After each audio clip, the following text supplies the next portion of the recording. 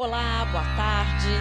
Estamos de volta com o 7º Congresso Brasileiro de Inovação da Indústria. Inovar é criar valor. Retomamos a programação com o tema O papel da mobilidade de capital humano qualificado para a inovação na indústria. Nesta sessão, vamos analisar como o Brasil está se saindo na disputa para atrair e reter capital humano, numa época em que contar com pessoas qualificadas é um fator crítico de sucesso. A chamada fuga de cérebros afeta diretamente a competitividade das organizações brasileiras, tornando ainda mais complexo o desafio de inovar. O impacto é inegável. Uma pesquisa da Confederação Nacional da Indústria, a CNI, aponta que a escassez de mão de obra qualificada é um dos grandes gargalos competitivos em setores como o extrativo e de transformação. Nesse cenário, melhorar a formação de recursos humanos do país deve ser uma prioridade, não só do governo, mas também da iniciativa privada. Mais do que isso, é preciso que o país se abra para o mundo a partir de políticas que facilitem a atração e retenção de talentos. Quais políticas são essas? E até que ponto elas podem reverter a tendência de evasão dos talentos formados no Brasil? Em busca de respostas, nós chamamos ao palco Fernando Franco, diretor executivo da Puente Labs, Fernando Martins, CEO da AgroTools Tecnologia, Javier Vargas, vice-presidente para a América Latina da Right Management, parte da Manpower Group, e José Eduardo Azevedo Fiates, superintendente-geral da Fundação CERT.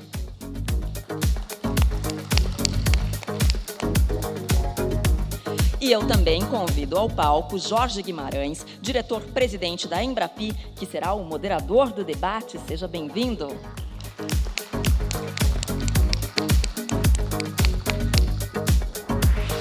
Guimarães, a palavra é sua. Bem, muito boa tarde a todas e a todos. Prazer muito grande estar mais uma vez participando desse evento importante que a CEI e a MEI, o SEBRAE, reorganizam nesse 7º Congresso de Inovação da Indústria aqui no Brasil. O tema é muito interessante, palpitante, e ele abrange vários componentes desta questão dos recursos humanos, sobretudo recursos humanos para as empresas e para a inovação. Não se trata apenas da mobilidade, que a mobilidade implica que já tenhamos, né, quadros suficientes nas instituições e nas empresas, o que não é totalmente verdadeiro, uma vez que o Brasil tem hoje cerca de 700 cientistas e engenheiros por milhão de habitantes. Isso aí é cerca de 10 vezes menos do que Israel, do que a Coreia, 5, 6 vezes menos do que muitos países mais desenvolvidos. Ou seja, nós estamos, em termos quantitativos, muito abaixo do que é necessário para o desenvolvimento pleno do país. Ou seja, aparentemente, é preciso ter pelo menos 2.000 cientistas e engenheiros por milhão de habitantes para a gente pleitear um desenvolvimento mais pleno. Mas 700 já dá bom sinal para a gente começar a fazer coisas como vimos fazendo nas empresas, também nas universidades, nos centros de pesquisa. Esse tem sido o papel importante da Embrapi em estimular essa interação de empresas com os nossos centros, que são selecionados para tal, e que acumula, hoje, nos 34 unidades que temos aí, da ordem de uns quase 1.000 cientistas sêniores, e mais seus estudantes, né, e colaboradores que oferecem oportunidades de interação com as empresas.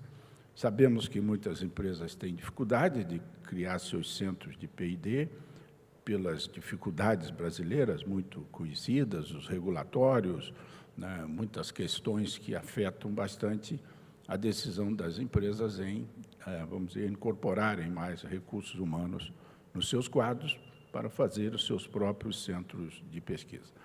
E, para isso, então, a Embrapi vem oferecendo uma oportunidade nesse sentido. Também temos a questão da mobilidade propriamente dita, né? Quer dizer, temos a questão da formação, a qualificação, né? Não basta formar, é preciso estar qualificado. Seguramente nós vamos ouvir dos nossos panelistas experiências interessantes sobre desdobramentos que cada uma das entidades que estão aqui representadas tem feito para, vamos dizer, para essa questão da qualificação. E também a mobilidade. A mobilidade é um fator importante para a internacionalização das instituições, as universidades e as próprias empresas, e esse também é um componente importante a ser discutido nesta oportunidade. De modo que eu, sem mais delongas, vou passar para os nossos panelistas. Vamos ter aqui um bom show de Portugal misturado com português e espanhol e também com inglês, né? Vou começar pelo Fernando Martins, né, que é o CEO da AgroTools Tecnologia. Então, Fernando, você tem o microfone. Obrigado, Jorge. Obrigado a todos. Queria agradecer à CNI pelo convite de estar aqui. Minha experiência, eu tenho 34 anos de carreira, sou PhD, 26 patentes, trabalhei na Intel por 20 anos, fui presidente da Intel aqui no Brasil, e agora, no último ano, estou na liderança da AgroTools, que é uma empresa 100% brasileira e trabalha em geoprocessamento, Big Data para o agronegócio. Então, a ideia é extrair insights para diferentes atores do agronegócio, e nós utilizamos profissionais muito interessantes. Estou dando esse preâmbulo aqui para explicar um pouquinho da dificuldade que é encontrar um sujeito que é especialista em geoprocessamento e, ao mesmo tempo, tem um background em agronomia, ou zootecnia, ou veterinária, né? Então, o pessoal do LinkedIn até esteve visitando com a gente lá, falou, olha, vamos demonstrar o poder aqui da nossa ferramenta, me dá uma busca bem difícil. E eu falei, bom, vamos achar um astronauta que fala português. E o LinkedIn achou 2. E aí eu cheguei e falei, bom, agora eu queria esses profissionais, um sujeito que seja um programador com uma experiência em geoprocessamento e, ao mesmo tempo, um mestrado, uma especialização numa área de humanas. Não achou ninguém disponível, né? Tinha algumas pessoas no mercado, mas disponível não tinha ninguém. Então, essa dificuldade é muito grande, né? Então, olhando agora do ponto de vista da AgroTools, o que nós temos feito é muito trabalhar o talento. Então, eu escolho um bom programador, eu escolho um bom agrônomo e eu formo ele em casa, né? Então, essa é uma experiência que eu queria compartilhar com vocês, que quando você não encontra, tem que criar mesmo. Eu também sou membro do Conselho do Centro de Inovação do Agronegócio, que é fundeado pela Fundação Shunji Nishimura, em Pompeia, onde fica a sede da Jato Agrícola, e o centro tem interações com o Senai e também interações com a FATEC. A FATEC de Pompeia é o segundo curso, Jorge, no mundo em agricultura de precisão. Tem um nos Estados Unidos, em Oklahoma, e o segundo foi criado na FATEC Agrícola, em Pompeia. Por quê? Porque nós precisamos formar esses profissionais, né? O Brasil é a segunda maior economia agrícola do planeta, e nós temos a possibilidade de nos transformarmos na primeira economia agrícola digital do planeta. Nós precisamos de pessoas com essa formação, um pouco ciência da computação, um pouco agrícola.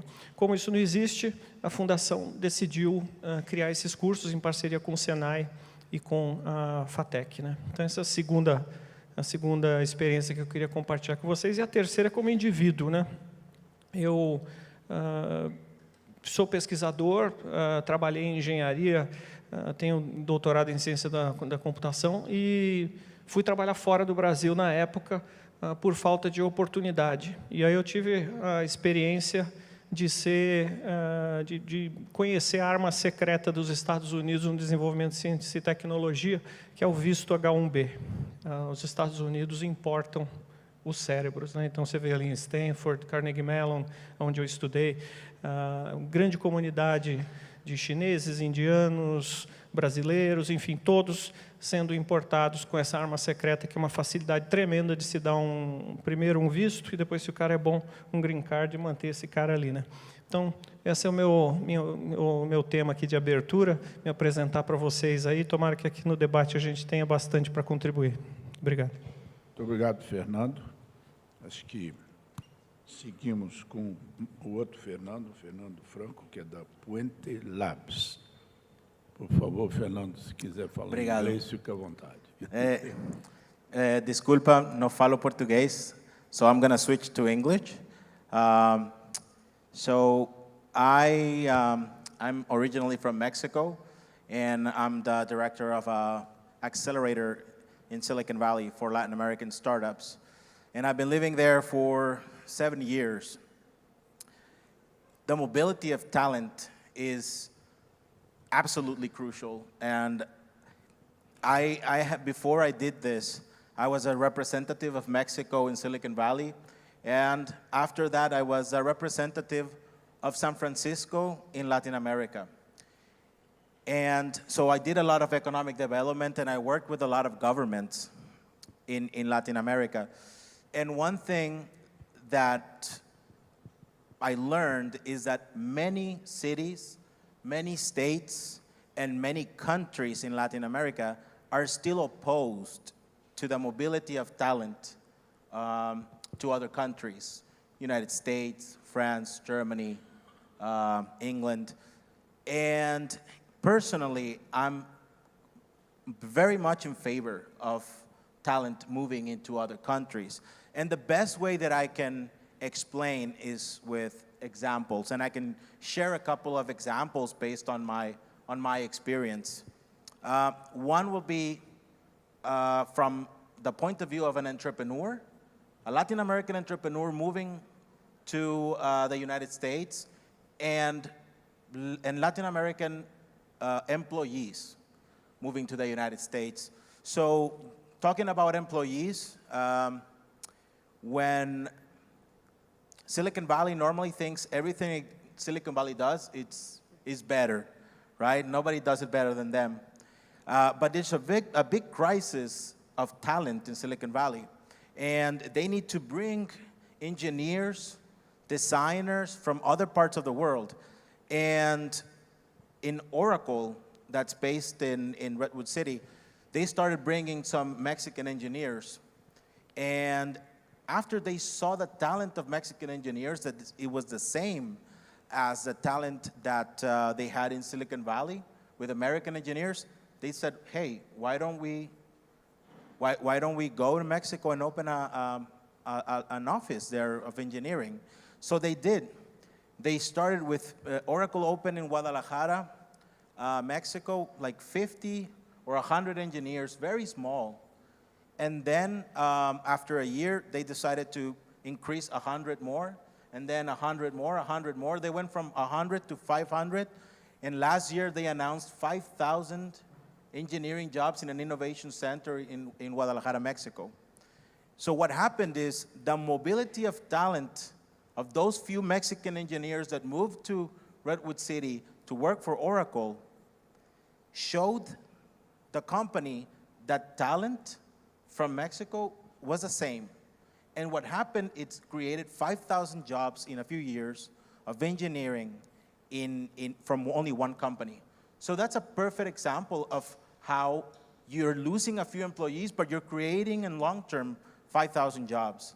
And the other one, very briefly, is an entrepreneur from Colombia. When I was the representative of San Francisco, my job was to bring Latin American startups and companies to San Francisco. And one of the first things I did is I visited a Colombian startup. And the Colombian startup had only 7 employees in San Francisco, and they had 30 employees in Bogota.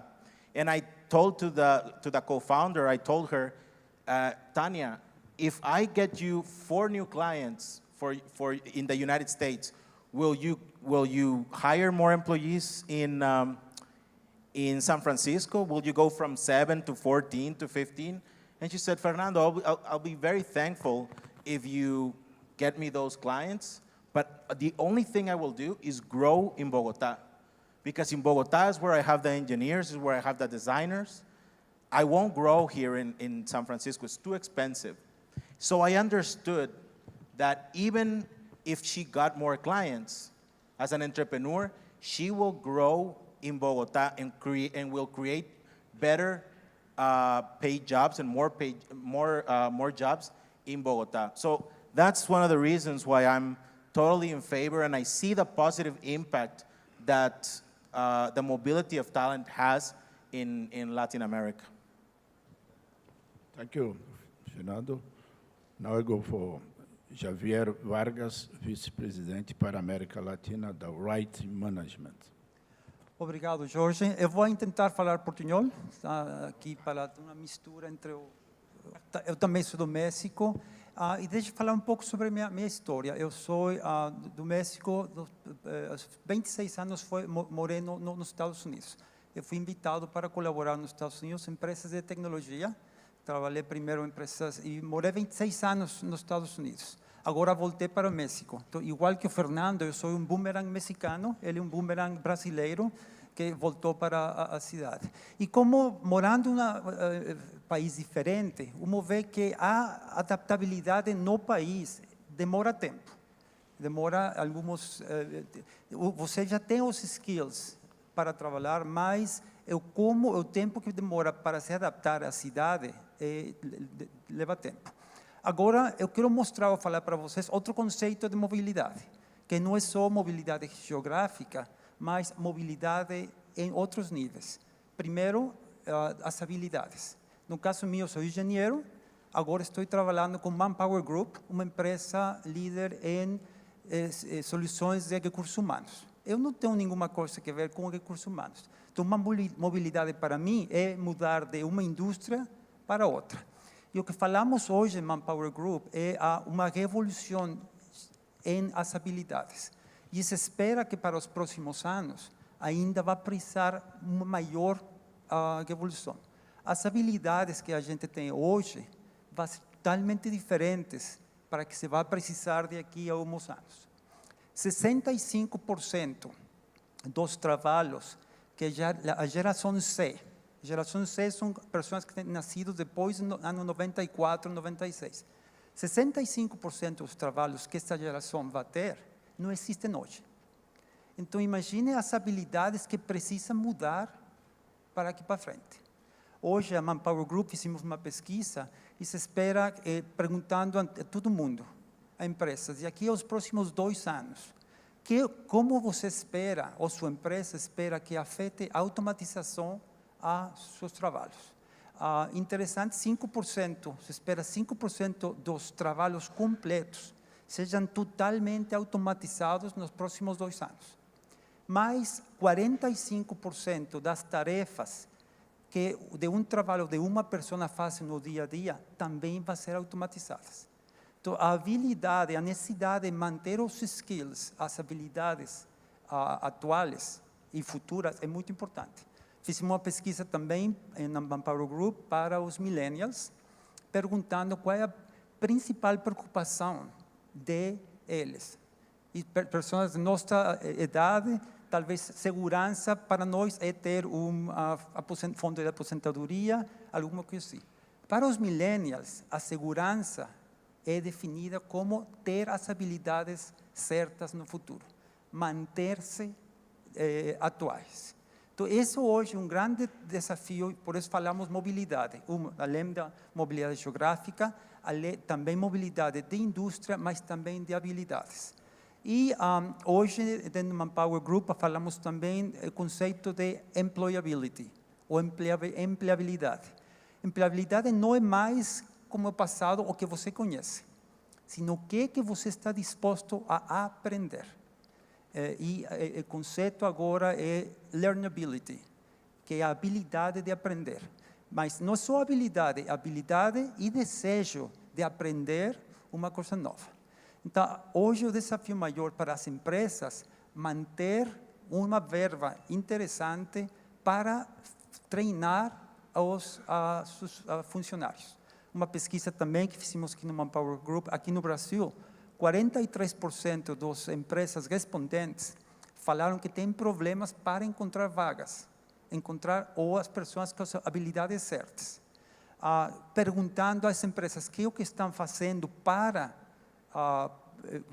fill the gap, para cobrir esse desafio, 53% falaram que estão fazendo programas de treinamento, desenvolvimento e treinamento. Então, isso vai ficar muito importante, e eu acho que para mostrar a mobilidade de seus funcionários, manter maior treinamento vai ser crítico para as empresas e organizações.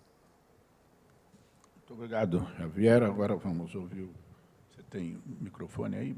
José Carlos Azevedo Freitas, que é da Fundação CERT, em Florianópolis. Por favor. Boa tarde a todos. Obrigado também pelo convite da CNI. Eu falo português, mas estou com um pouco de amidalite. Então, vocês não estão com muita sorte hoje. Nós, em Florianópolis, temos um instituto de pesquisa que nasceu a partir de uma universidade e é um elemento importante na construção de um ecossistema que hoje envolve diversas empresas startups, incubadoras, parques tecnológicos, cerca de quase 1.000 empresas com uma característica de startup até média empresa e algumas grandes também operando na região. E, naturalmente, o elemento fator humano, a qualificação, etc., é fator-chave, como em qualquer empresa e qualquer ecossistema. Eu estou na Fundação há 30 anos, comecei como estagiário, fiz de engenharia, doutorado lá na UFSC, e hoje, então, assumi a superintendência, mas passei a minha vida toda na CERT, trabalhando com incubadora, com parque tecnológico, com venture capital e tal. Nós temos um fundo, temos uma aceleradora, estamos estruturando o segundo parque tecnológico e, portanto, interagimos muito com essa temática dos ecossistemas, que efetivamente nós estamos falando muito de ecossistema nos últimos anos, mas é um tema que já surgiu há bastante tempo, né? E tem raízes históricas, tem raízes na biologia. Não sei se alguém já leu aquele livro Onde Nasce os Gênios, do Eric Weiner. Eu não tinha lido esse livro porque eu ganhei o livro de um amigo meu muito querido, que é um presidente do Sapiens Park, um senhor que é meio mentor nosso lá, o Dr. Saulo Vieira. E quando eu vi o nome do livro, Onde Nascem os Gênios, com feto na capa, e um subtítulo dizendo assim, eles vieram ao mundo para mudar tudo, eu achei meio pedante, né? Um negócio meio arrogante. Daí fui dar uma olhada na capa em inglês, né, do livro. Em inglês é A Geografia da Genialidade, os segredos dos lugares que são inovadores, do Silicon Valley a Atenas, e a capa é uma lâmpada. Então, é completamente diferente o conceito do negócio. E é um historiador que fez uma pesquisa sobre as principais cidades do mundo, de Atenas a Calcutá, Viena, Londres e, obviamente, Silicon Valley, Florença, etc., que se desenvolveram ao longo dos anos. E o que tinha de característica para que, naquele momento histórico, esse lugar tinha tanta gente inteligente, empreendedora, que fazia a diferença. E a conclusão é de que não existiam gênios que nasciam lá. O que existia era a capacidade de atrair gente de fora, de outros lugares, porque, por alguma razão, esses outros consideravam que aquele era o lugar daquele momento. Tá? Ou seja, essa mobilidade é muito devida à nossa capacidade de atrair gente qualificada, de atrair gente com vontade, com visão, com espírito empreendedor. E esse é o desafio para todos nós hoje, atrair, reter e evitar que percamos essas pessoas. Na linha de aprender mais sobre ecossistema, a gente tem hoje, a pessoa que nós mais conversamos sobre o tema é o biólogo nosso lá, que toca o nosso Centro de Economia Verde, que é um biólogo já muito experiente, e, obviamente, todos nós que trabalhamos com essa área de inovação e falamos em ecossistemas, estamos nos apropriando de um conceito que vem da biologia e da ecologia. E o conceito de ecologia, de ecossistema, é que você tem 4 grandes elementos. Você tem o bio, que é a população, né, as espécies, as startups, as médias empresas, as grandes empresas, etc., e é fundamental entender o papel, né, dos recursos humanos dentro dessas empresas, quer dizer, o tipo de RH que você tem para uma empresa de startup de 10 funcionários é diferente de uma grande empresa de 1.000 funcionários, e essa convivência é muito sutil, muito delicada para que seja competitivo. Você tem um segundo fator, que são os fatores microambientais, por exemplo, na natureza é o lago, o topo da montanha, um bosque, etc.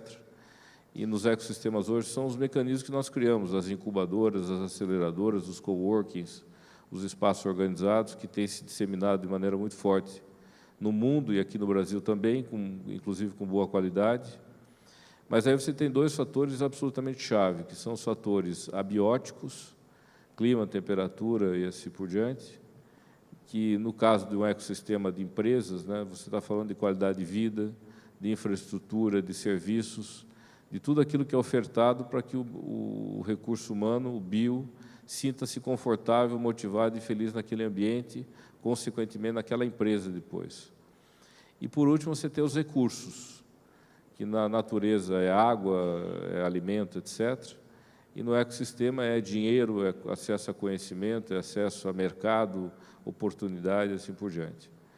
Então, a gente tem aprendido que para gerenciar a mobilidade, para atrair, reter e ser um lugar polo capaz de ser um hub de pessoas qualificadas, é preciso trabalhar muito bem esses elementos, os recursos e os fatores abióticos, né, os fatores do clima, né, da qualidade de vida, da infraestrutura, da capacidade de colocar as pessoas em conjunto, né, da oferta de recursos qualificados, desde o salário até oportunidades para você criar startup, angel investors, venture capital, etc., subvenções, programas de políticas públicas como a Embrapi, que criam oportunidade para que a empresa possa desenvolver novas tecnologias, informação de mercado em quantidade para que você possa efetivamente desenvolver também as suas ideias, as suas visões. Esses elementos são fundamentais. E alguns dos fenômenos que acontecem na natureza, e, obviamente, a gente tem muito mais tempo de experiência na vida na Terra do que no mundo do empreendedorismo inovador, então vale a pena aprender, diz o seguinte: os ambientes mais competitivos, os ambientes que conseguem atrair e reter mais espécies e indivíduos qualificados, são os de maior quantidade e maior diversidade. Isso aí é base, né, no mundo real da biologia, da natureza. Quanto mais diversidade você tem, mais capacidade você tem de ser competitivo e mais capacidade você tem de atrair novos indivíduos que têm também competências e qualificações especiais. E quanto mais gente você tem, mais você consegue crescer. Quando a gente pensa nesse sentido, fica mais claro entender por que Silicon Valley é um sucesso. Quer dizer, a gente sempre sabe que não adianta copiar, não adianta tentar entender, mas é um dos lugares do mundo com maior quantidade de gente qualificada e diversidade cultural, de gênero, de país, de formação técnica, etc. Então, acho que nós temos um desafio cada vez mais nos próximos anos para poder reter e atrair talentos qualificados e ser competitivo como sociedade, como economia, de oferecer ambientes adequados, com qualidade de vida, com infraestrutura, com educação, com capacidade de encontro, de relacionamento, recursos adequados, financeiros, acesso ao mercado, acesso a conhecimento, etc. E uma crença muito forte de que tem que se trabalhar com a diversidade de tecnologia, de formação básica.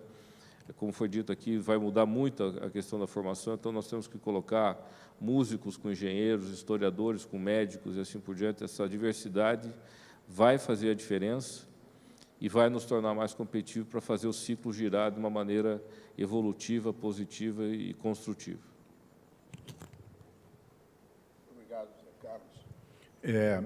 Eu queria perguntar a vocês o seguinte: sabendo-se que haverá muitas mudanças no perfil dos futuros profissionais para atuar nas suas áreas de atuação, seja na indústria ou seja na própria universidade,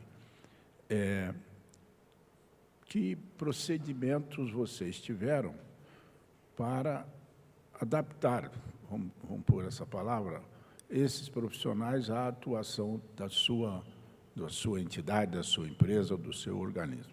Como é que você treinou o astronauta?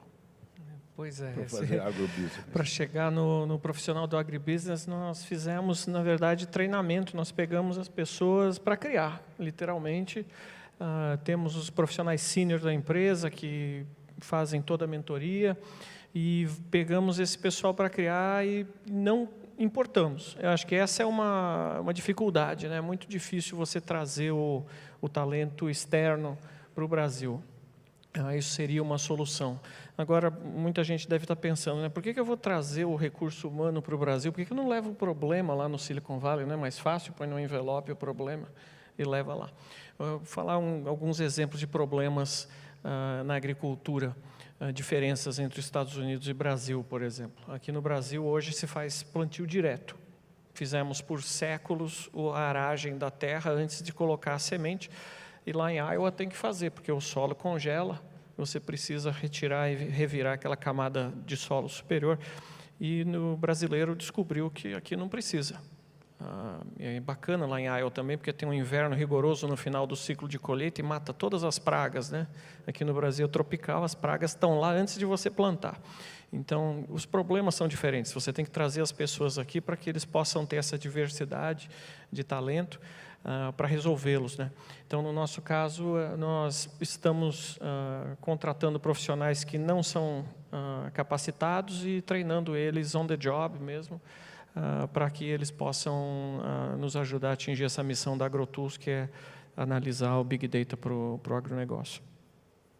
Muito bem. E você, Fernando, teve que adaptar também o teu pessoal? I think now more than ever, and Javier was talking about it, about not only the location, but also the skills and being up to speed with the skills that employees have to have. I think skills is not enough as well. There has to be motivation within companies. My experience working with Latin American companies is that sometimes they lack the motivation for their employees. And that's a real problem as well. So it's not only the skills, but also employees have to feel that they're part of something bigger, that their voice counts, that they can have growth opportunities within companies. So I do think Silicon Valley is very up ahead on how to do that. I mean, people, sometimes they don't go to work, to the office. You know, they stay at home and they're in their pajamas working. And I don't think you can do that in Latin America yet. But I think constant training, improving the skills of the employees, being up to date with technology, and then also, again, the more of the, not the hard skills, but the soft skills, or being able to understand that they have a voice in the company and they can grow within the company as well. I think that's something very important. And yesterday I was talking with a few friends, and I was telling them that specifically in Latin America, in Brazil, you need to start training employees in new technologies, not only software development and mobile applications. You need to start learning about augmented reality, about machine learning, about artificial intelligence. So those technologies are very important. Governments in Latin America and private sector should be investing in those technologies for their employees, developing those skills, because that will not only help you with your market, but it will take you also to new markets as well. Obrigado. E você, Javier? Que treinamento tem? Treinamento é fundamental. Aqui também falamos em algum momento de alguma língua diferente para falar. Sim, inglês é importante. Mas sobre o que fala Fernando, acho que também a linguagem de programação é importante.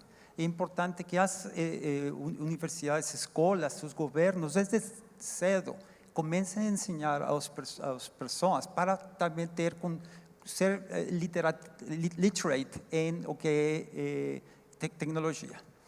Os millennials, hoje, estão bem conectados em linha. Passam um terço do tempo deles estão constantemente em linha. Também treinamento, as empresas têm que adaptar como que as pessoas hoje são treinadas. Basicamente, hoje, por exemplo, em YouTube, você pode ser treinado no que seja. Você quer aprender não sei, cozinhar, alguma coisa assim, você vai ver um vídeo em YouTube que você vai aprender o que você quer. Então, as empresas também têm que se adaptar para a forma de aprender, de ensino seja diferente também.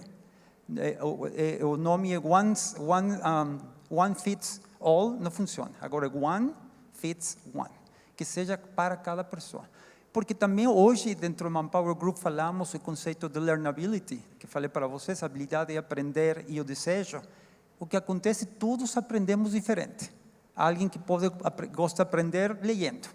Eu gosto de aprender com uma tarefa. Outro gosta de aprender em situações limites, quando está com um deadline em frente. Então, isso também é adaptar tudo isso, como o que o Fernando fala também, à tecnologia e ser totalmente diferente. Muito obrigado. E você, Zé Carlos, vocês que estão ao lado de uma universidade forte, sobretudo na área de engenharias, Sim. precisa ainda assim treinar o pessoal? Não tem dúvida. Eu acho que, no nosso caso, a gente tem aprendido cada vez mais, são 3 questões. Recrutar adequadamente, selecionar adequadamente, ajudar as pessoas a se conhecerem ao longo do processo e a, então, formar. Eu tenho 2 filhas, uma adora estudar e outra detesta estudar. A que adora estudar, felizmente, está fazendo engenharia, então ela vai ter que aprender novas coisas o tempo todo, que vai mudar muito. A que não gosta muito de estudar, mas é extremamente criativa, argumentativa, etc., diz que quer fazer direito. Se ela conseguir se formar em direito, né, se ela conseguir passar os vestibulares e se formar em direito, ela vai ter a capacidade de usar a criatividade dela, a argúcia, em cima de uma base de conhecimento que não vai mudar tanto assim ao longo do tempo, né? Apesar das tecnologias que também vão surgir nessa área. Mas o que eu digo é o seguinte, você tem perfis, por mais que o mundo mude, tem perfis de profissional que são mais adequados para aceitar mudanças e outros não. E a gente, às vezes, não trabalha muito esse perfil. A nossa geração, a minha geração, pelo menos, trabalhava recrutamento mais no departamento de RH, né? Hoje, o departamento de RH é o departamento de pessoas que dá suporte à alta gestão da companhia para ajudar a selecionar o perfil adequado. Nós aprendemos muito mais hoje com as startups. As startups colocam o time todo, às vezes, junto, para selecionar o próximo colaborador, porque eles querem identificar alguém que se adeque, que sintonize com aquele perfil. Isso é fundamental, porque tem que ser alguém que queira e goste de aprender, de mudar, porque não é trivial você dizer para uma pessoa que o maior ativo que ela tem, que é a base de conhecimento que acumulou ao longo de 15 anos de estudo, daqui a pouco não vai valer mais muita coisa, porque vai mudar tudo. Então, tem que ter uma pessoa com perfil psicológico, um perfil pessoal orientado para a mudança, para aceitar novos conhecimentos. Então, primeiro, selecionar bem. Segundo, nós estamos fazendo isso na CERT lá e nas empresas do Polo, interagir mais com o pessoal da área de humanas, né? A gente tem uma tendência também na engenharia a querer resolver tudo por gráfico e diagramas e companhia, e o pessoal da área de humanas, de psicologia, de administração, etc., traz novas ferramentas para ajudar o próprio colaborador, a pessoa, a entender que ele não está perdendo conhecimento, ele está acumulando conhecimento, ele está se desenvolvendo permanentemente e ele tem que ter o perfil, como eu disse antes, adequado a essa mudança. Se você trabalha bem o recrutamento e tem pessoas que têm o perfil adequado, aí as ferramentas de treinamento, as soluções de capacitação são muito mais eficazes, né? Então, a gente tem aprendido isso, não tem sido um trabalho fácil, né? De longe disso, é um trabalho muito desafiador, mas nós acreditamos que esse é o caminho que tem sido trilhado. Eu queria só pegar um gancho aqui, antes de mudar o frame of mind.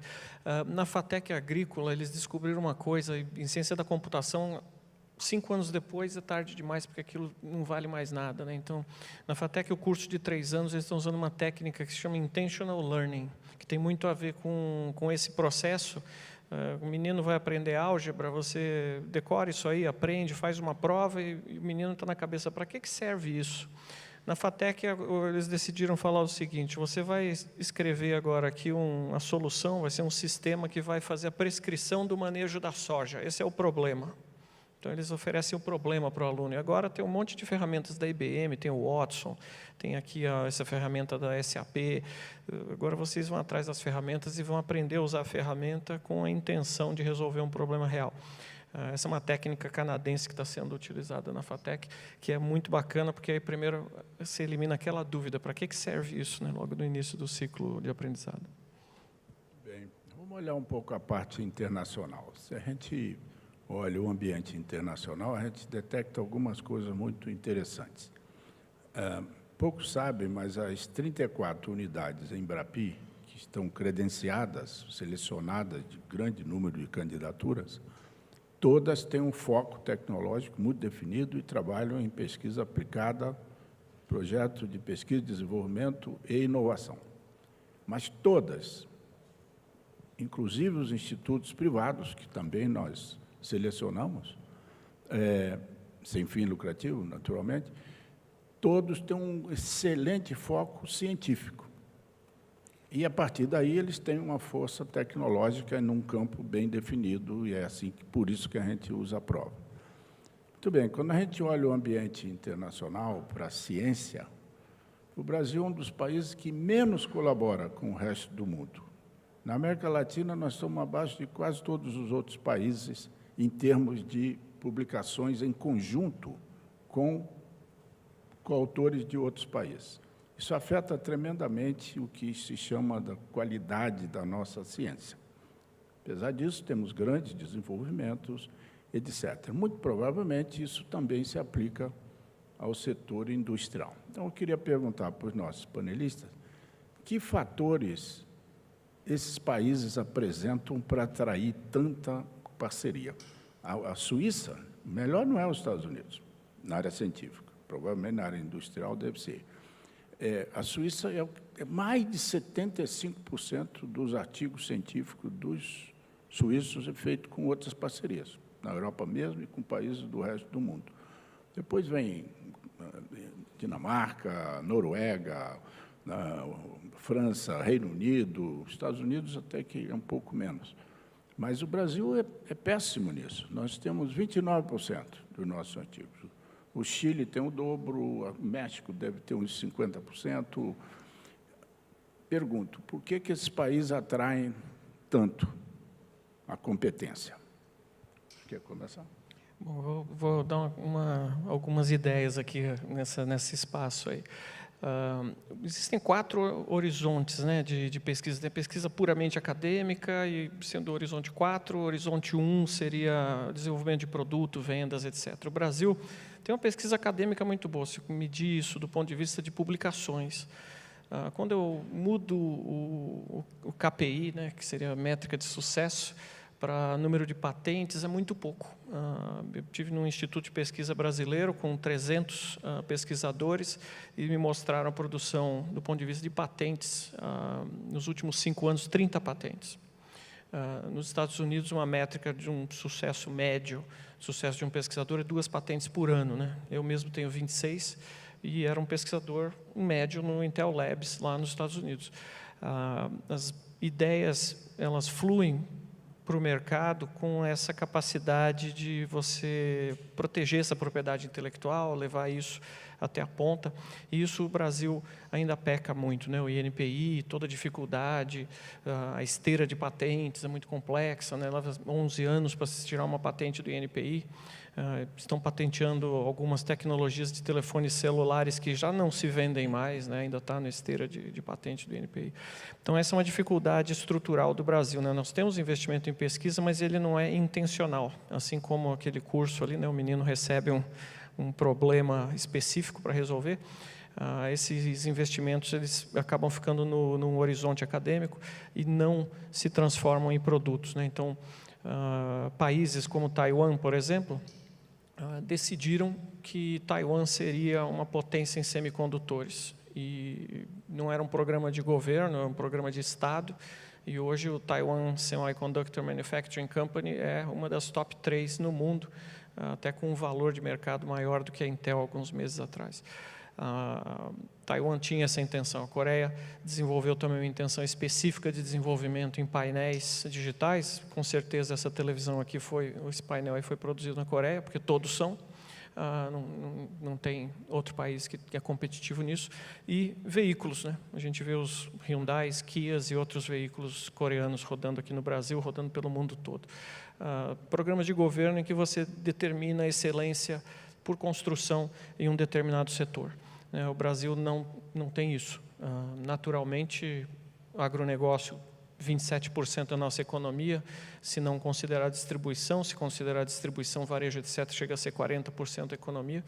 E aí vou entrar um pouco no bias, porque eu escolhi o agronegócio digital, porque eu acredito piamente que o Brasil tem toda a condição de liderar o mundo nisso, e realmente com uma intenção de desenvolver uma indústria digital do agronegócio, o Brasil terá uma grande contribuição a dar ao mundo, né? Então, eu sou cidadão americano, eu tenho a condição de ir amanhã para Miami, eu estou aqui no Brasil porque eu acredito nisso. Mas esse ponto, eu acho, Jorge, é uma questão de se ter um programa de Estado. O que será o Brasil em 20 anos, determinar isso e investir consistentemente no setor. Muito bem. Fernando. I personally think that in Latin America, a lot of the research that is done, it is subsidized by government. And that is not specifically the best way, I think, to fund investigation and research. I think companies, private sector, private money should be investing more and more in research centers. In the United States, a lot of the research is done by universities. But that money comes from the private sector. So big business people that understand that the future, they have to invest in it. They have to invest in universities with the research centers, invest in the young people, and start getting new technology from those research centers. The problem in Latin America, personally, I don't think we need more money from government. I think we need less government regulations. I think we need business people from Brazil, from other Latin American countries, to step up and to understand that they should be putting more money not only in traditional businesses like logistics, mining, infrastructure, but start investing as well in research and innovation. So I don't think that the government can solve that by themselves. I think they're part of the solution, but we cannot expect the government always to be funding these kinds of operations. And specifically in Mexico, the schools that do research, they're all funded by the government, mostly funded by the government. There's not a business or a big company that says, hey, you know what, I'll put some money. They do invest in Stanford. You know, it's very funny because the largest cement company in the world, Cemex, has a big, like a building in Stanford that they donated, but they need to donate more in Mexico and for research and development. So again, I just think that government is not always the solution. It's part of, but we need to step up also from the private sector. Javier. Eu acho que o grande desafio é para os países, cidades, se convertir em inglês a palavra talent destination, o destino do talento. E sim, é ter a cidade, mas criar algo chique, algo que onde as empresas queiram, as pessoas queiram trabalhar aí. Por exemplo, hoje, o que o Jorge falava, faz investigação e desenvolvimento. Ok, existe, quero continuar aqui, porque em alguns casos existe o desafio de os científicos ter que sair para fora. Então, o que Fernando falava, no caso do Oracle, por exemplo, criou já um centro, 5.000 pessoas, lá na cidade de Guadalajara, no México, para criar um talent center, onde todas as pessoas. E o que vai acontecer, no momento, existe agora no Guadalajara, vai criar empresas satélites, que vão criando para querer tirar um pouco desse talento. Então, o que você fala, de reter, atrair e reter pessoas é importante, mas se as empresas não continuam trabalhando, vai chegar um momento que vai começar a perder esse talento. Existe o conceito novo, talentos satélites. Então, eu acho que o desafio às empresas, concordo com o que Fernando fala, que não é do governo, tem também indústria privada, tem que ficar envolvida nisso. Então, criar os centros de talento, a gente estar aí e começar a criar áreas onde as pessoas queiram ficar aí e conquistar o negócio. Zé Carlos, como é que é isso lá na CERT? 3 brevíssimos exemplos de empreendimentos que às vezes estão indo para fora, lá de Florianópolis, por conta de um ecossistema mais equilibrado fora. Nós temos a Nanovetores, que é uma das 22 empresas que está aqui nos cases, uma empresa de biotecnologia de grande sucesso, que está para abrir uma unidade na Suíça, porque daqueles fatores todos que eu mencionei, eles têm uma diversidade de empresas do setor maior lá na região, onde está sendo oferecido. Eles têm recursos já oferecidos de cara com uma espécie de subvenção com um valor significativo para entrar no mercado europeu e com acesso de informação de canais muito mais estruturado. E talvez o fator mais crítico, eles têm todo um clima favorável a negócios que aqui no Brasil não é comum. Para você registrar uma empresa, para registrar um produto, para qualificar um novo site, a prefeitura, o governo do estado, a Anvisa, é tudo mais complicado. Lá é muito mais rápido, porque o clima, os fatores abióticos do ecossistema são favoráveis a estimular o negócio, porque tem uma cultura para o negócio. Na mesma linha tem uma empresa chamada Audaces, que inaugurou há pouco tempo, 2 meses atrás, em Trento, na Itália. Eles fazem, é difícil até acreditar, mas eles fazem máquinas de corte a laser para tecidos, máquinas, por exemplo, e vão produzir máquinas mais barato em Trento do que aqui no Brasil. Porque tem mais, de novo, acesso a recursos. No parque tecnológico, eles têm ao lado uma espécie de um centro de manufatura avançada, com todo o conjunto de máquinas de vários tipos de manufatura avançada para compartilhar o uso quando preciso, portanto, não precisa investir na frente, linhas de financiamento adequadas, um profissional mais treinado por tipo de situação que eles precisam, e uma marca que, a partir daí, vai ser made in Italy. Infelizmente, a gente tem um desafio a ser superado, que é trabalhar a marca Brasil na área de tecnologia. A Embrapi, eu acho que está fazendo um trabalho fantástico, de fazer com que o Brasil possa ter também inovação classe mundial, assim como outros órgãos do Sistema Nacional de Ciência e Tecnologia, porque se nós não tivermos uma inovação também entendida como é o agronegócio, por exemplo, que o mundo reconhece como de qualidade quando vem do Brasil, vai ser difícil. Tem empresas nossas, isso é muito comum, que tem às vezes o site registrado no Canadá, etc., porque se botar .br, baixa o nível de credibilidade para poder vender fora. Então, é um aspecto de mercado que nós temos que trabalhar. De novo, são fatores que têm que ser trabalhados em conjunto para que a empresa seja mais competitiva e nós não percamos essas oportunidades. Esse ponto é muito interessante e ele nos remete a um outro componente, que é o seguinte: nós estávamos medindo isso um pouco pelo lado científico.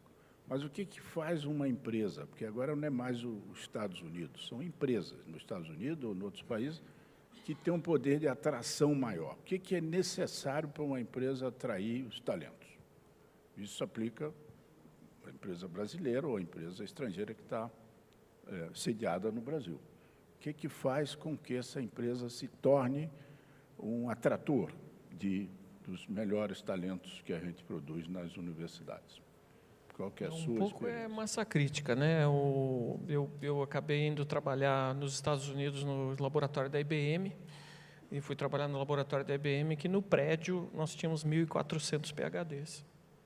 Na hora do almoço parecia uma parada de cientistas, e os guardanapos ali, eles eram todos coletados com grande carinho.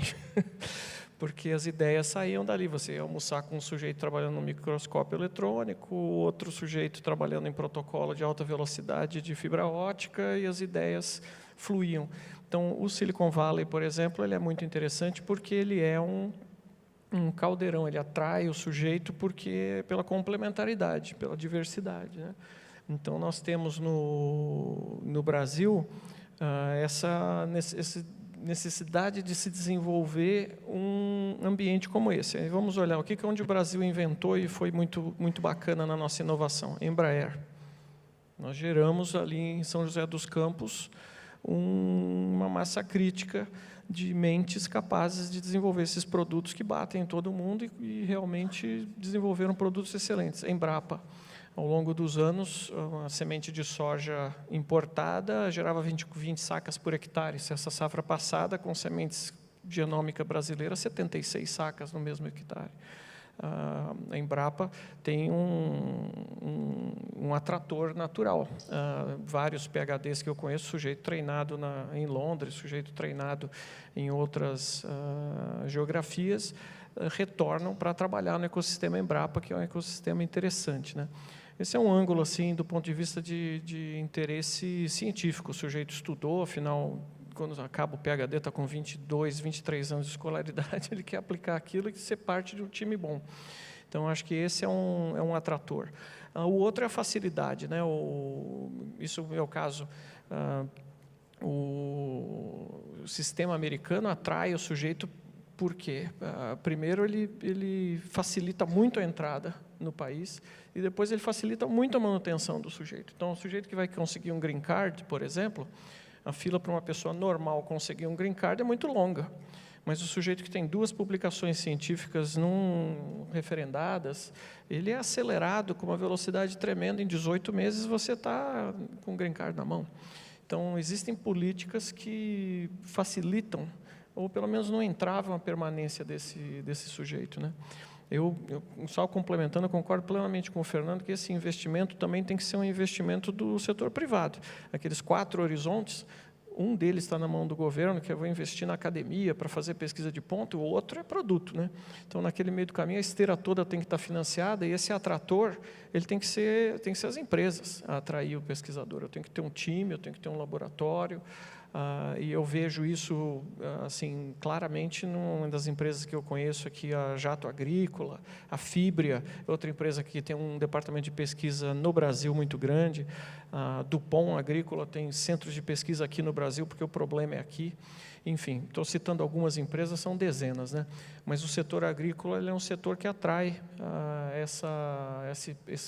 e tem esses centros de pesquisa já localizados aqui no Brasil, né? Então, é questão de, acho que, massa crítica, eliminar barreiras para a permanência do sujeito e que as empresas motivem esse sujeito a ter uma carreira científica no Brasil. Bom, Fernando. I am a big fan of Brazilian talent. I don't think there's anything Brazilians can't do. I'm always been very impressed with the quality of companies in Brazil as well as the talent. But having said that, there are areas where maybe you can find, let's talk about again, machine learning. And maybe you find there's a machine learning company in Brazil and they need someone that's really good and maybe they cannot find him in Brazil and they need to bring him or her from somewhere else.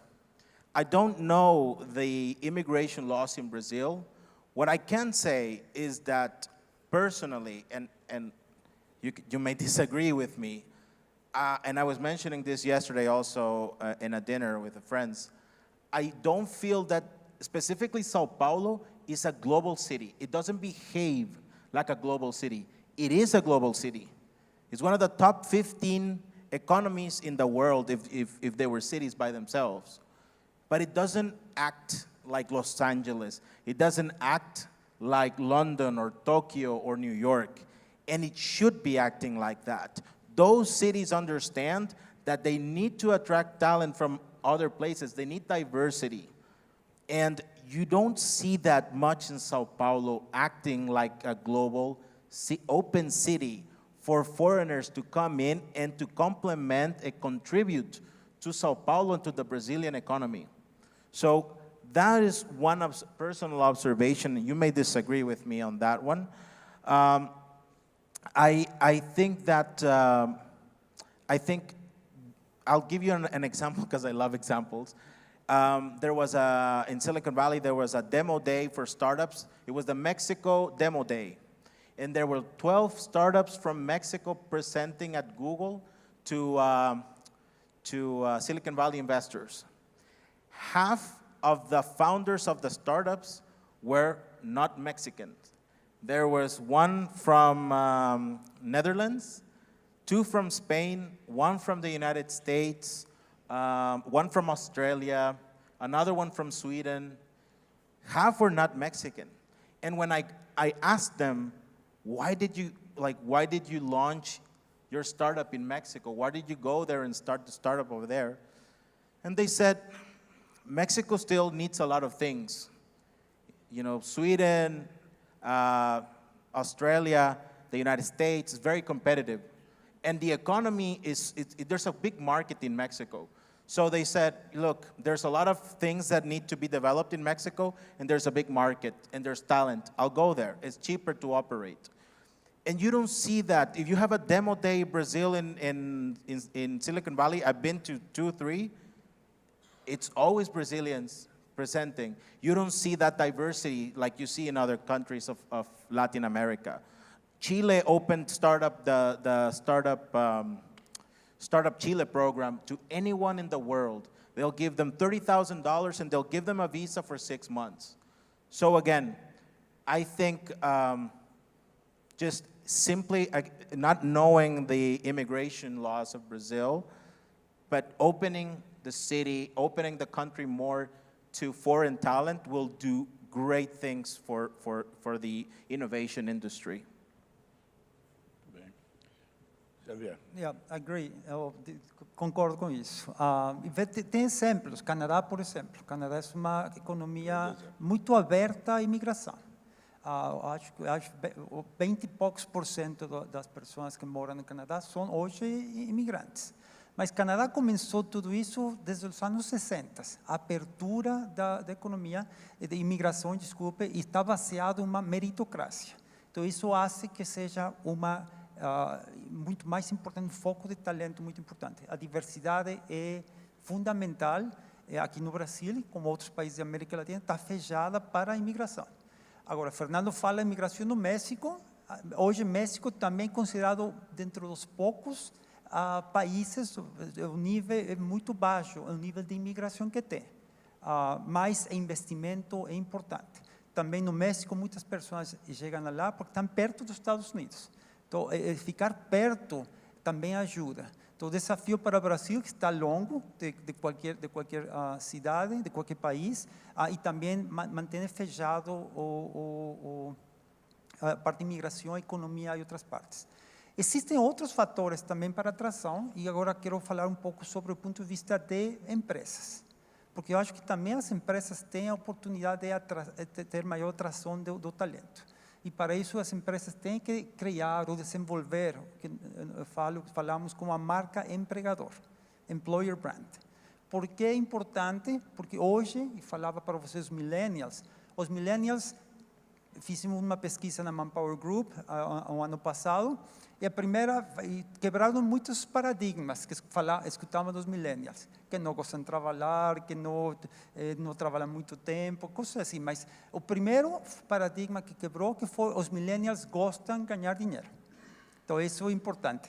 Mas também para eles como eles ficam envolvidos com o objetivo ou a visão da empresa é importante.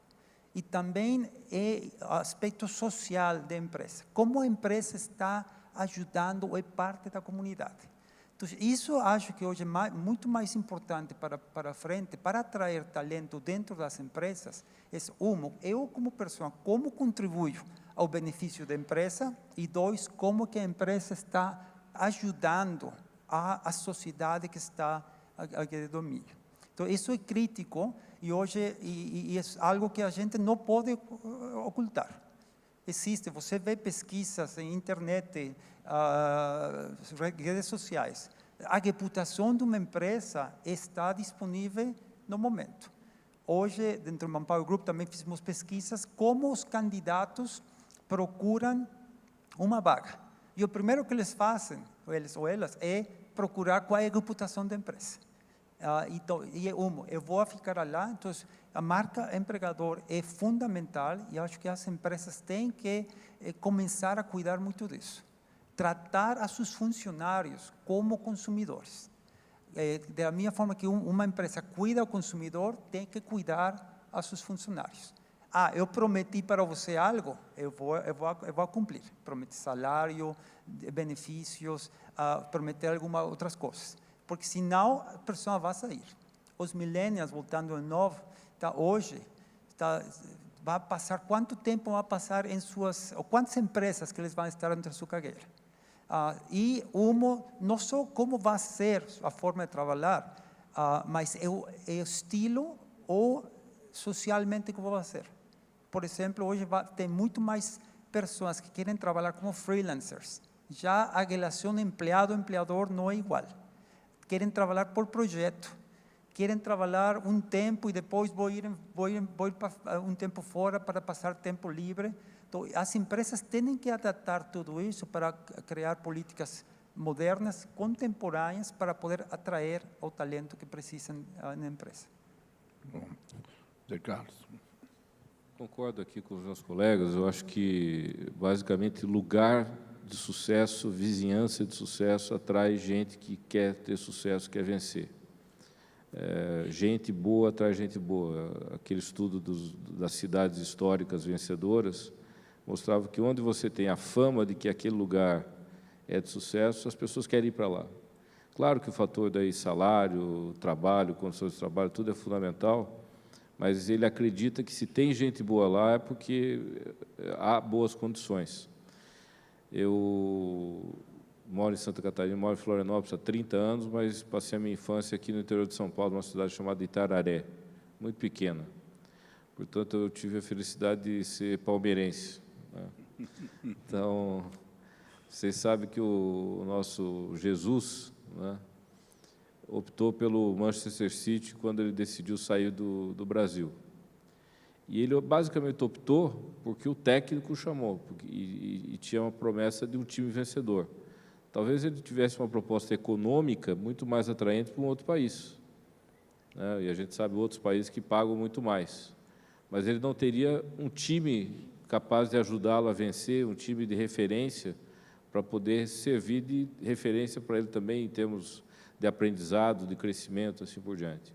Então, a massa crítica, como diz o Fernando, é fundamental. Quer dizer, se nós conseguirmos construir uma visão de massa crítica de país em alguns setores, de região e de cidade em alguns setores, essa massa crítica, essa intensidade de marca, de conhecimento, de tecnologia, de recursos, etc., isso é fundamental para atrair gente qualificada. Infelizmente, nós não somos muito de focar, né? Eu sempre cito que no segundo discurso da nação do Obama, ele falou, metade do discurso dele, vocês podem pegar na internet, foi sobre inovação e tecnologia. E dessa metade, 1/3 foi sobre os centros de manufatura que os Estados Unidos estavam começando a implantar naquela época. Indústria 4.0, para a gente resumir. E era em Cleveland, e ele estava anunciando com pompa que eles iam fazer mais 2, né? A gente comenta que se naquela época, independente do presidente, não interessa, a gente fosse anunciar aqui no Brasil, teriam no mínimo 27 candidatos, né, para a gente criar instituto. E aí é difícil você ter foco, né? Então, se não tem foco, não tem intensidade, não tem qualificação, é difícil atrair gente boa, porque nós não temos recursos ilimitados, os recursos são limitados. Então, há que se focar para poder ter intensidade, massa crítica, para podermos atrair gente qualificada. Muito bem. Quando a gente, ainda nesse contexto internacional, quando a gente visita uma instituição americana, ou europeia, ou canadense, usualmente o anfitrião diz assim, please come to see our facilities. No Brasil, please come to see our difficulties. Porque tem muita dificuldade. Isso afeta tanto o setor universitário como as empresas, naturalmente, né? Mas, apesar disso, das nossas dificuldades, o Brasil deslanchou em várias áreas. Você citou aí a Embraer, a área da Embrapa, né, a agropecuária, a biodiversidade, a metalmecânica, águas profundas para buscar petróleo, né, o biocombustível, enfim, o Brasil deslanchou várias coisas, apesar dele ser um pouco fechado, né, ele não tem as mesmas colaborações que os outros países têm. Ter muita colaboração e não ter uma massa crítica interna não resolve. Está cheio de exemplos. Dos 220 países que produzem conhecimento novo no mundo, 150 e tantos têm muita colaboração, mas não tem massa crítica interna e, portanto, não resolve nada. É preciso ter um esforço local, um esforço dos países para oferecer empregabilidade, por exemplo, né, para as pessoas que se formam, porque, senão, se a gente compara aí o brain drain brasileiro é muito pequeno, né, comparado com os nossos vizinhos, por exemplo, é muito pequeno. Não é? O grosso dos nossos estudantes que foram para fora, o Ciência Sem Fronteira foi uma grande demonstração disso, voltam, porque tem empregabilidade. Mas isso não basta, é preciso avançar para outros componentes. Então, eu queria perguntar a vocês o seguinte: que medidas, que providências são necessárias para que a gente amplie esse ambiente da cooperação internacional, seja ela para as universidades, seja para as empresas, de modo que a gente vença essas nossas grandes dificuldades, no que respeita à iniciativa que não dependa só do governo. O governo tem um papel importante nisso. Por exemplo, repatriação é um componente? É uma pergunta para vocês. Então, começo contigo, Fernando. Nós tivemos agora, nos últimos 5 anos, eu pessoalmente voltei ao Brasil em 2011, depois de 14 anos no Intel, nos Estados Unidos. Fui repatriado devido a um momento exuberante econômico, né? O negócio cresceu muito, a Intel do Brasil, durante o meu período, passou a ser o 3º maior mercado para a Intel no mundo. Então, esse mecanismo de repatriar, ele é um mecanismo que aconteceu nos últimos 5 anos, mas ele não foi sustentável, né? Então, eu vejo o caso, por exemplo, da Unitec, que trouxe muita gente da Bélgica, trouxe gente de outros países e tal, mas o negócio não cresceu numa dimensão que mantivesse essa esteira funcionando, né? Então, temos alguns exemplos no Brasil de repatriação. Essa é uma ferramenta. Da Unitec estava aqui, mas eu vi ele sair. Estava o pessoal por aí? Tem.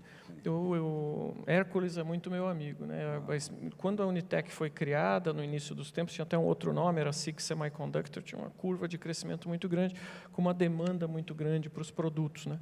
O que ficou muito tímido devido também ao problema econômico, né?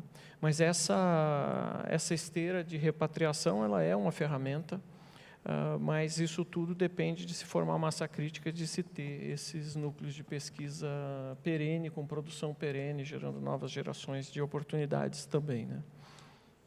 Não sei, no CERT vocês fizeram repatriação? Nós fizemos algumas repatriações, mas eu acredito muito, Jorge, que tem que haver um trabalho, como você tem defendido muito, de investimento, né? Eu acho que o investimento é fundamental.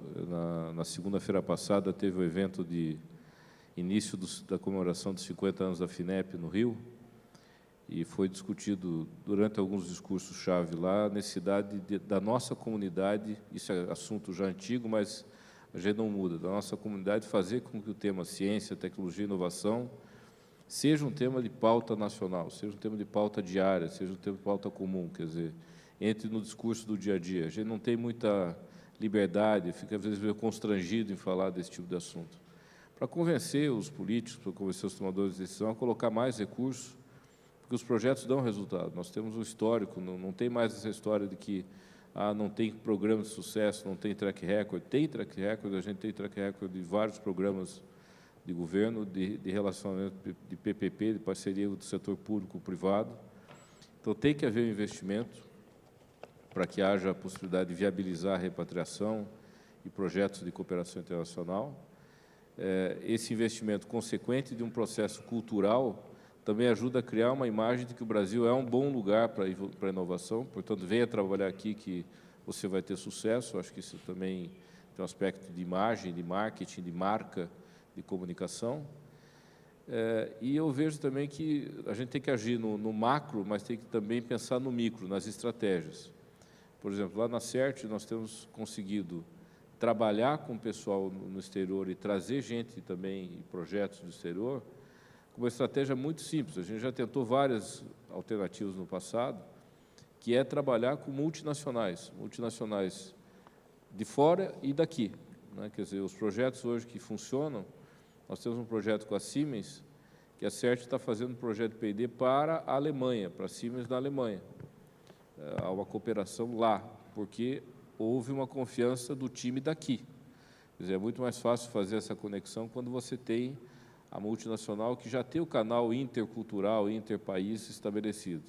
Ao mesmo tempo, na relação que nós temos em projeto com a Embraer, está nos abrindo perspectivas em Portugal e nos Estados Unidos, porque a Embraer tem as suas plantas lá. Quer dizer, esses canais estabelecidos são exemplos de estratégias que podem ajudar a trazer gente qualificada e a levar gente qualificada. A Intel faz muito isso também, né? Sim, faz. E empresas brasileiras também fazem, né? A TOTUS, a Stefanini, eles têm operações em outros países, têm centros de pesquisa em outros países, porque é aquilo que o Fernando falou, não é só repatriar, é também jogar o cara lá fora, ele vai, aprende, volta com outra cultura, traz um pouco do conhecimento daquela região e vai cross-polinando, porque quando você manda um brasileiro, isso aconteceu comigo, eu sou assim, não sou nem branco, né? Eu sou azul claro, de tão transparente, que eu não vou para a praia e saio desse tom aqui para um vermelho. E nos Estados Unidos, como eu fiquei 20 anos, as pessoas não conseguem detectar o sotaque do brasileiro. E eu trabalhava muito próximo a uma vice-presidente da Intel, e apareceu um pessoal da Unicamp para fazer uma apresentação científica, um menino tinha feito um estágio lá, e ele desenvolveu uma propriedade intelectual interessante no processador da Intel, que hoje está em todos os processadores da Intel, brasileiro da Unicamp. Aí o menino apresentando aquilo, ela me pega no braço e fala, esses brasileiros são bons, né? Me olhando no olho, assim, porque eu pareço meio gringo. Mas é interessante, a mesma experiência que o Fernando falou, quando você joga o brasileiro lá fora, você também cria a marca Brasil, assim como a gente tem a marca Brasil em produtos agrícolas, né? Criar essa marca Brasil, que o brasileiro é um cara sério, é competente, enfim, é um bom pesquisador, né? Fernando, o México faz repatriação, porque a Argentina fez um belo programa de repatriamento. Eu não sei como é que ficou, mas é aquilo que eu digo, se não tiver um esforço interno, também acaba não dando muito resultado, se você não tiver infraestrutura mínima, né? Tanto no setor acadêmico como no setor privado. I think, personally, I don't know the numbers specifically, but I think Argentina has more people outside than Brazil, Much more. on average, I think. But I think Brazil and Argentina have the same problems, more or less, to bring back talent into their countries. Brazil has a much bigger advantage. They have the same problems as Argentina, but Brazil has a big market, and Argentina does not. And that's a reason why when Argentines create companies, from day one, they create global companies. They think of Brazil from day one. They think of Mexico. They think of the United States from day one. Something Brazilians tend not to do because of the market, a large market that they have in Brazil. So bringing back talent, I would just make one suggestion. The financial system, the banking system in Latin America is one of the most expensive in the world. You practically have to not need money for the bank to give you money to invest in a business. So you have all this talent that leaves Argentina, that leaves Brazil, because also they know they can get investors in other countries, in Canada, in Australia, in the United States.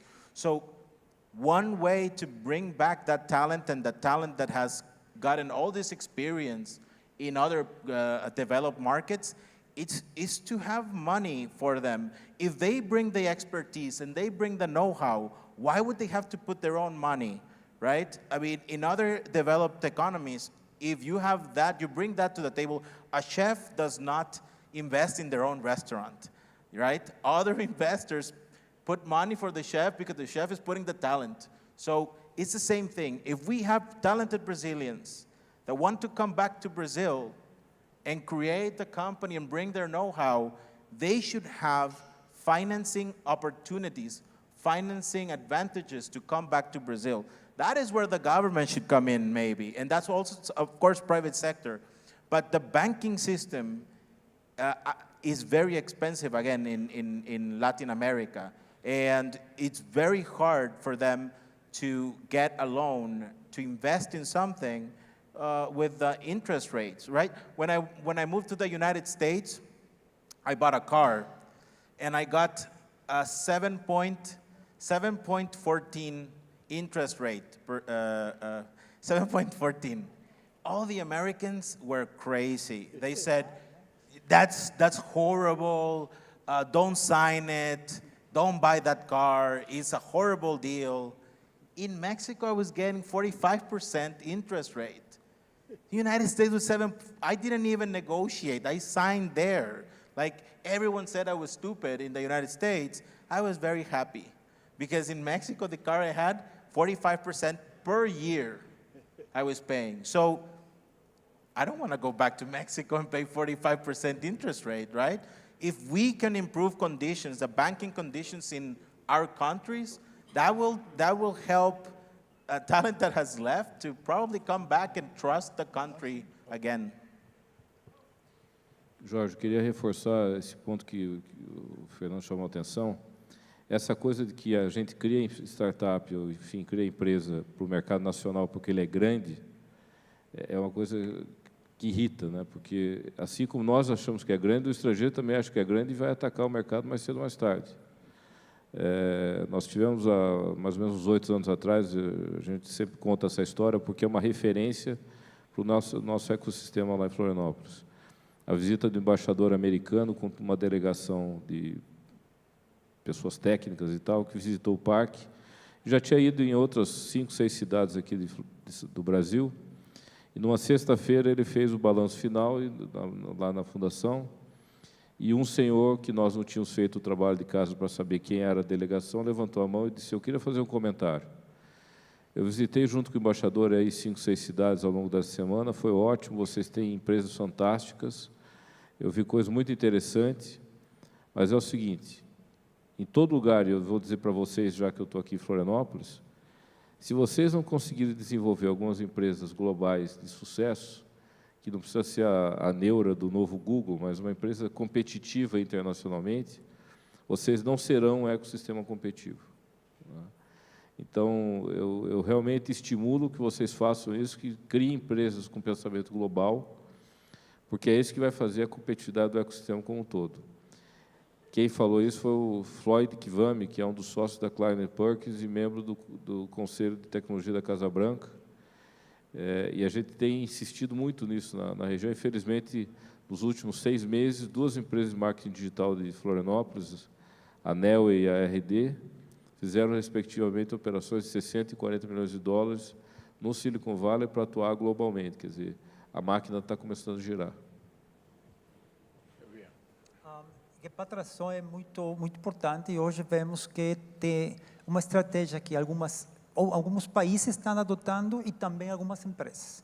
Especificamente, vou dar 2 exemplos. Um no México, em 2015, eu acho que foi a abertura do mercado de energia, que estava sempre fechado, que o governo era dono da toda a indústria de energia. Eles quiseram abrir e veem que precisavam, com essa abertura, mais de 2 milhões de trabalhos novos nos seguintes 5 anos, ou 10 anos, desculpe. Então, para isso, o governo começou a criar uma estratégia para ir a recrutar aos funcionários, as pessoas mexicanas morando fora, petroleiros que têm experiência petroleira. Em que países? Canadá, a Venezuela, Aruba, inclusive na Quênia, países de África que tenham grande conhecimento da energia. Então, ele começou a fazer uma campanha só para ir a trazer essas pessoas e mostrar um pouco como o México, para eles, era um pouco mais sexy que quando eles deixaram o país. Eu, como falei para vocês, eu sou mexicano, morei 26 anos nos Estados Unidos e agora voltei nos Estados Unidos. Hoje, como estou morando no México, estou gostando muito mais do que acreditava que era 10 anos atrás. Então, qualidade de vida para mim é é boa. Sim, eu moro 6 quarteirões de onde está meu escritório, então isso é qualidade de vida. Demora 11 minutos em chegar de casa ao escritório, com trânsito e sem trânsito. Então isso, qualidade de vida é fantástica. Então, depende do trânsito. Exatamente. Então isso é uma. Também tem outros países que fizeram coisas semelhantes. Na Quênia, por exemplo, também com a abertura trouxe pessoas de fora, e existem, acho que, grandes exemplos de como pode ser feito isso como uma campanha do governo para trazer essas pessoas, cidadãos que estão fora do país. Estamos vendo também que as empresas estão fazendo isso, porque hoje um grande desafio que falava do escassez de talento que falava para vocês é management executives. Então, que as empresas estão fazendo, em alguns casos, procurar quais são os países onde estão alguns funcionários, ou brasileiros, mexicanos, para trazer os funcionários aqui. Então, acho que a repatriação está sendo hoje uma boa alternativa inovadora, de alguma forma, para trazer esse talento que saiu do país.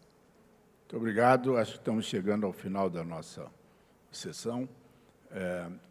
Fico com a impressão que, apesar de algumas dificuldades que o Brasil enfrenta em vários segmentos, acho que ele pode se tornar um atrator de talentos.